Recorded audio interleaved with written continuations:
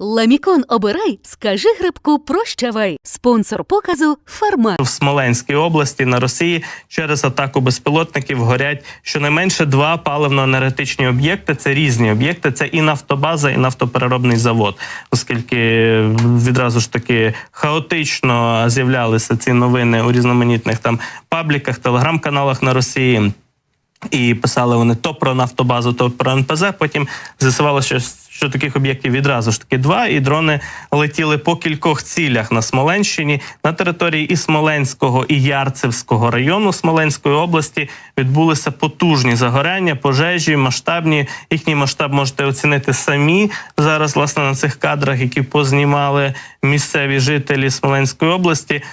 Губернатор, місцевий представник злочинного московського режиму Василій Анохін написав про те, що, ймовірно, ці загоряння сталися внаслідок атаки противника по цивільних, як він каже, паливно-енергетичних об'єктах на території Смоленського, Ярцевського району. І визнав, власне, загоряння в обох цих місцях, в обох цих локаціях. Ну і також додав, що там вже працюють всі відповідні служби, рятувальники гасять цю пожежу, попросив місцевих мешканців зберігати спокій, не піддаватися паніці. Звичайно, такі слова дуже, очевидно, заспокоїли мешканців Смоленської області. Вони ж повідомляють, ці жителі Смоленщини, що горить нафтопереробний завод у районі сіл Роздорове і Пригірське, це Ярцевський район, публікують відповідні відео.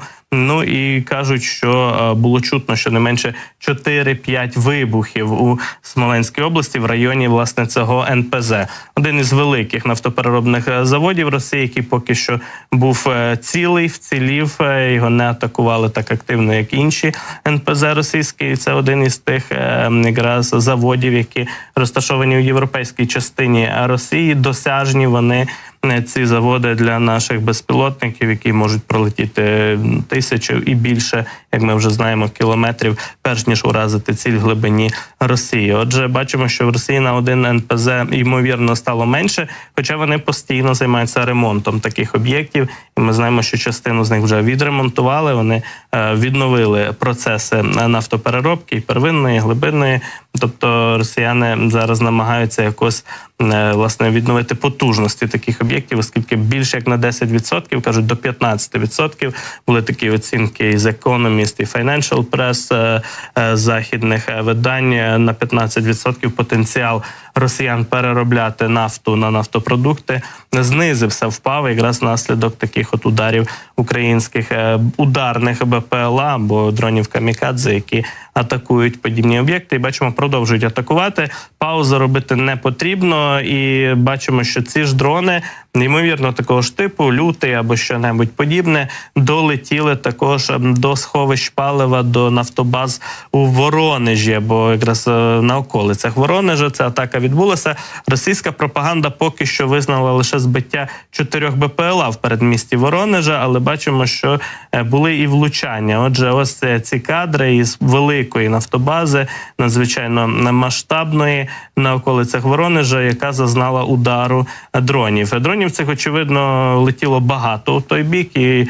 масштаби пожеж, загорянь могли бути більшими. Бачимо, що там є і вцілілі цистерни, вцілілі ємкості, скажімо так, резервуари, в яких росіяни зберігають нафтопродукти, але деякі ємкості вже горять, тобто по них відбулися влучання. Не всі дрони росіяни збили. Ну, вони, повторюсь, писали про те, що впродовж ночі з інтервалом в кілька годин вони щонайменше 4 БПЛА в передмісті Воронежа ліквідували, їм вдалося їх збити. Але бачимо, що дійсно не всі, далеко не всі були і влучання. Про Воронеж так само будемо ще говорити, може ще повторяться удари впродовж дня. Ймовірно, ця атака не закінчена і може продовжуватися, адже ще лише день у нас фактично розпочався.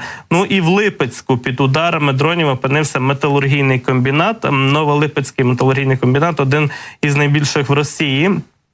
І також Про це писали телеграм-канали місцеві чати, рясніли повідомленнями мешканців Липецька про те, що от почалися вибухи. Вибухи почалися, як бачимо, за російським часом приблизно о 2-й ночі, о 1:50, і відразу ж таки бачимо російські телеграм-канали, такі як Астра, поширили скріншоти переписок місцевих мешканців, що то вже 2 вибухи, жодних сповіщень, поруч летів дрон, тобто чули звучання прольоту дронів місцеві мешканці, а згодом і декілька вибухів в районі якраз металургійного заводу відбувалися. У лівобережному районі Липецька якраз розташований Новолипецький металургійний комбінат.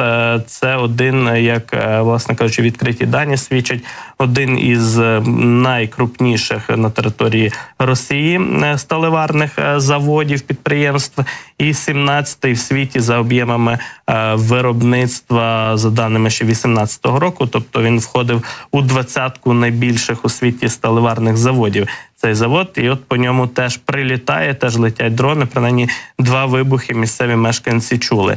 Ну і ще коротко згадаємо про Білгородщину, Шебякіно, Шемякіно, Шебекіно. Так це місце, насправді місто називається, прикордонне. От по ньому так само прилітає. Ймовірно, ці дрони, може і не по самому Шебекіну мають прилітати, але їх збивають над цим містом.